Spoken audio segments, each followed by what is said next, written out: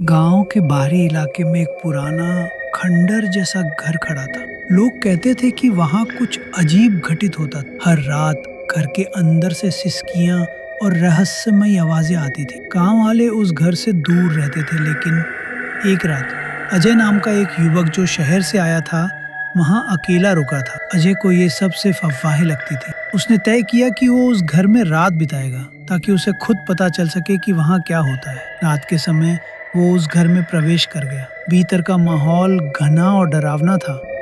कमरे में घुस के ही अजय ने महसूस किया कि हवा में कुछ गड़बड़ है। घर की दीवारें सड़ी गली थी और हर जगह अजीब सी गंध फैली हुई थी। जैसे ही वो एक पुराने कमरे में गया, उसकी आंखों के सामने एक खौफनाक दृश्य था। दीवार पर खून से लिखे हुए शब्द थे, वो यहाँ है, भागो।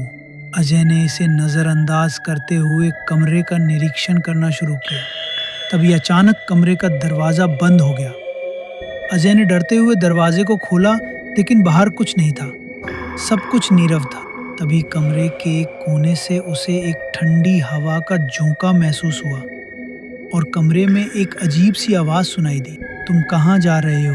अजय का दिल जोर जोर से धड़कने लगा। उसने मुड़कर देखा, लेकिन कुछ नहीं था।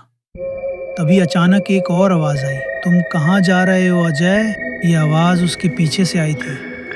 वो पलटकर देखा, लेकिन कमरे में कोई नहीं था। अब उसे समझ में आने लगा था कि ये घर किसी और की आत्मा से भरा हुआ है। अजय भागने की कोशिश करता है, लेकिन दरवाजे की कुंडी अजीब तरीके से जाम हो चुकी थी। तभी घर की सभी लाइटें बुझने लगी। चारों ओर घना अंधेरा छा गया।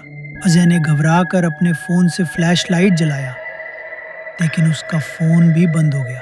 अचानक उसके कानों में एक और आवाज आई, अब तुम हमारे साथ रहोगे।